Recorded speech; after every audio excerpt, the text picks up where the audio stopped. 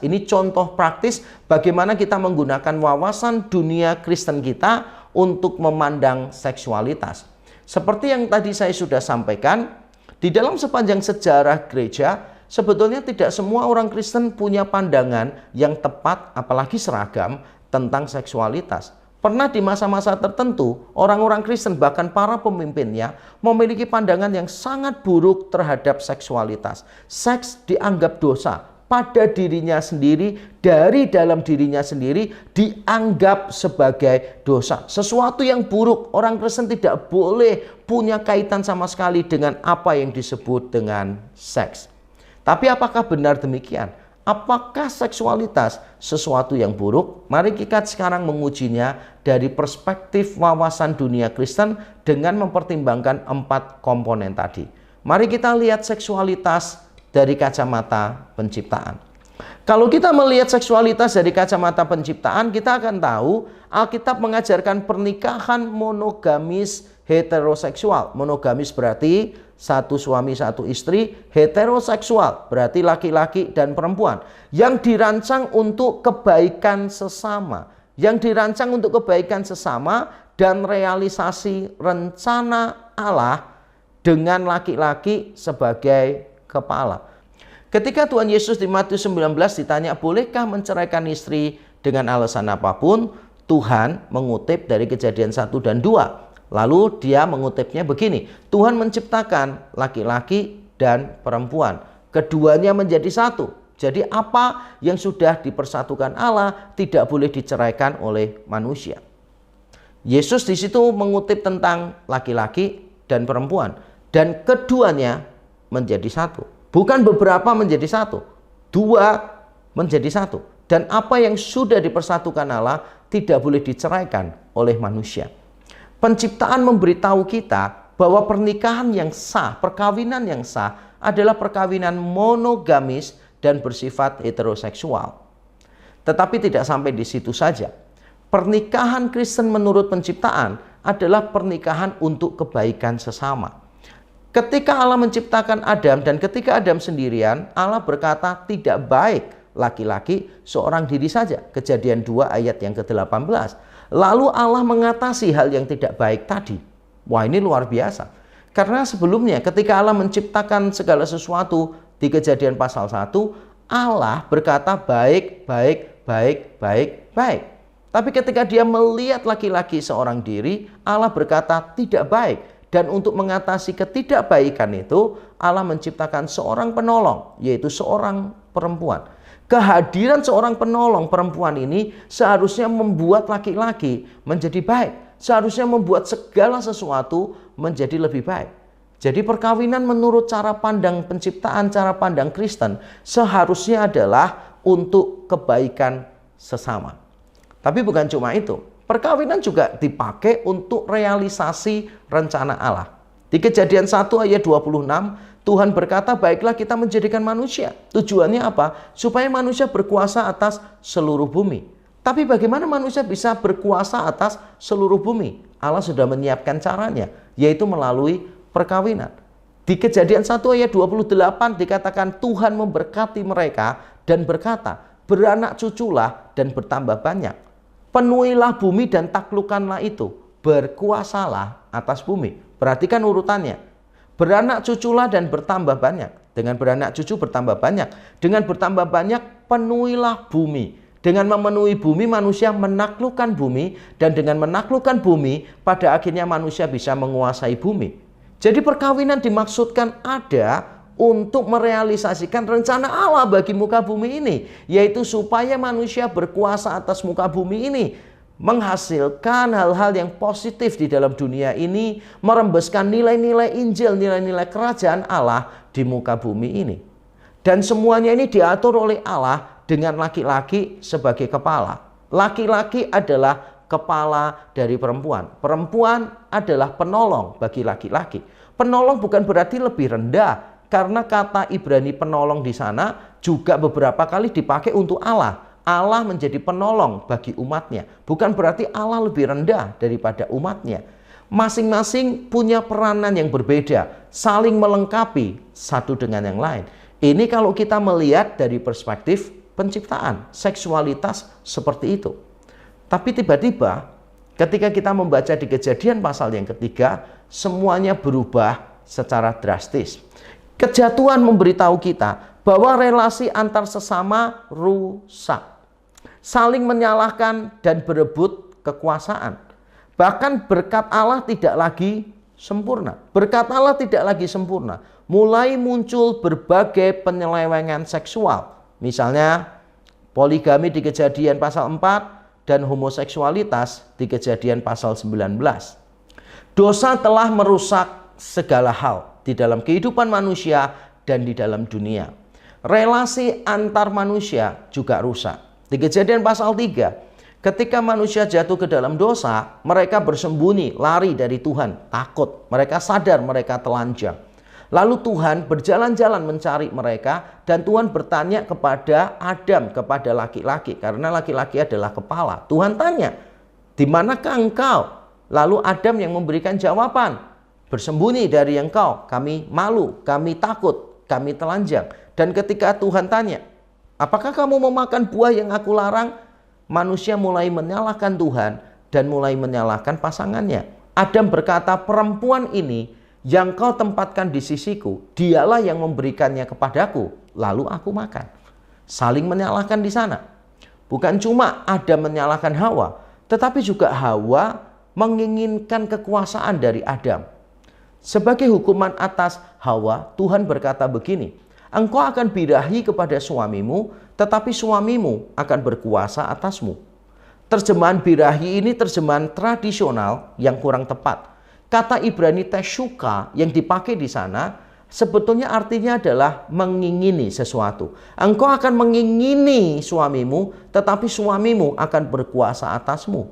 Yang diingini apa? Yang diingini sebetulnya adalah kekuasaan. Makanya ada permainan di sana. Engkau akan mengingini suamimu, teshuka kepada suamimu, tapi suamimu akan berkuasa atasmu.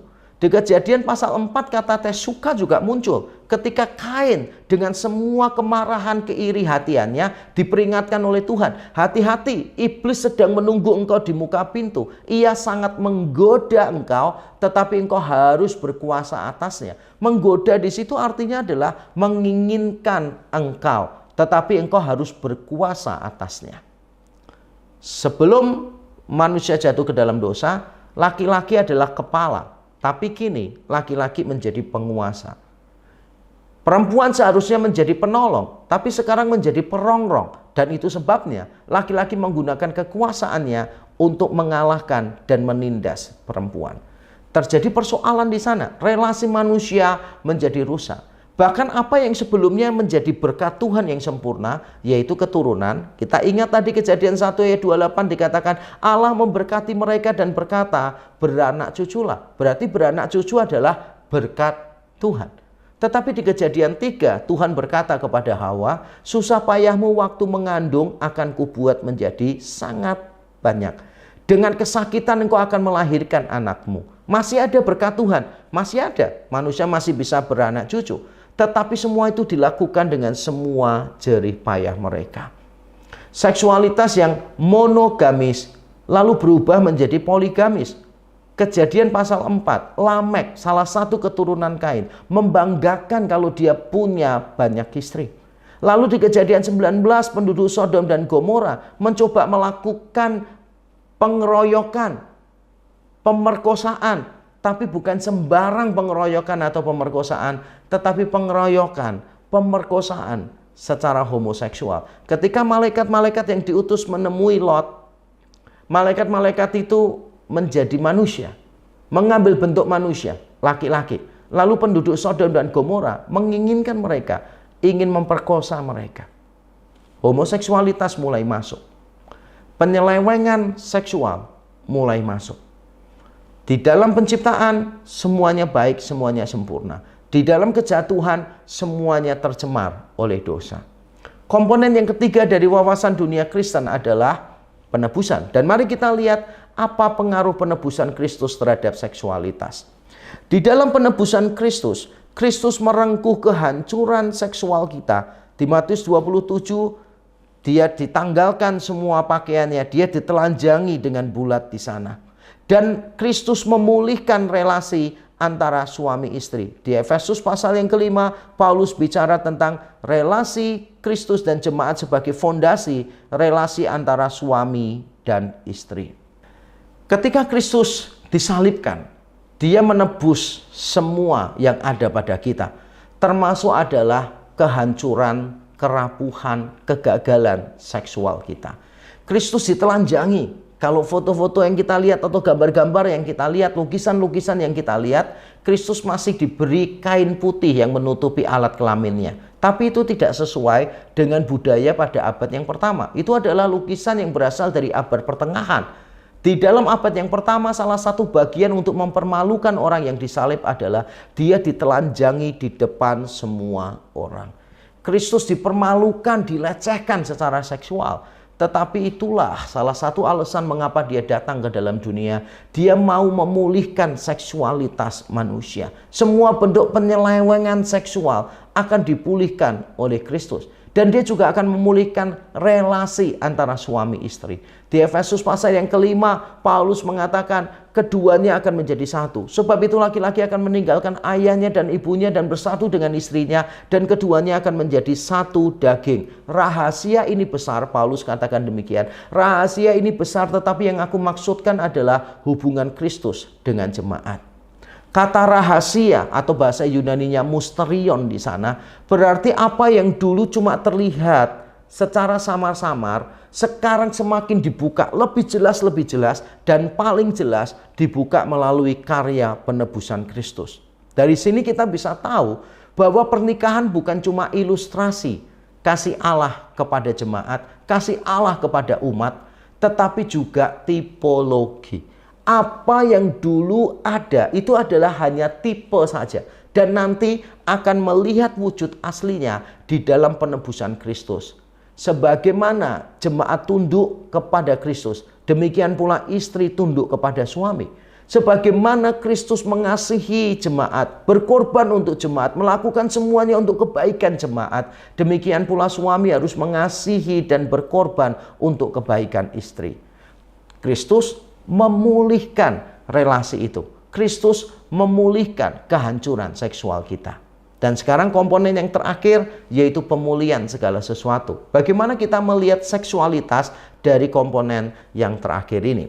Di dalam pemulihan segala sesuatu, hubungan seksual sebagai salah satu ekspresi kasih dan sebagai salah satu sarana prokreasi, yaitu kelahiran, memiliki anak cucu, tidak akan ada lagi di surga. Di Matius 22, Kristus mengatakan, di langit dan bumi yang baru kita akan menjadi seperti malaikat, tidak kawin dan tidak mengawinkan. Kita semua saling mengasihi dan menjadi mempelai perempuan Kristus. Wahyu 19 ayat yang ke-7.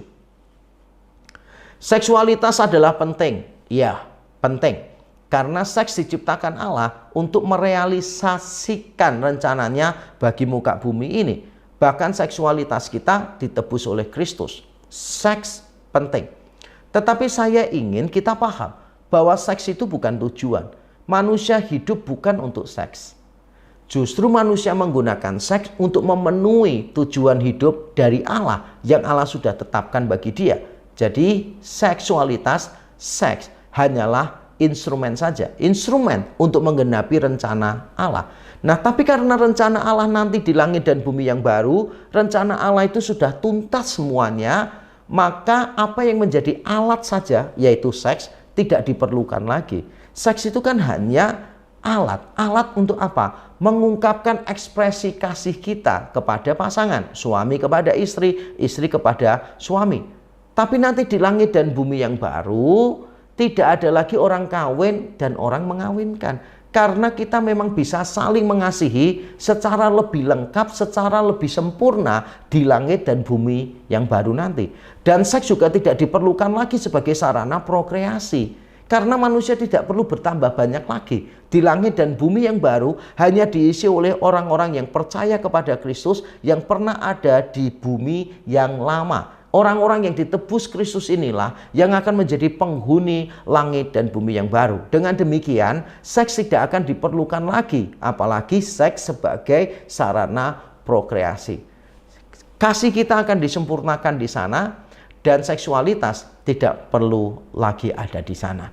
Inilah cara kita memandang seksualitas dari cara pandang wawasan dunia Kristen. Dari penciptaan, kejatuhan, penebusan, dan pemulihan segala sesuatu. Dan hal ini bukan cuma berlaku atas seksualitas.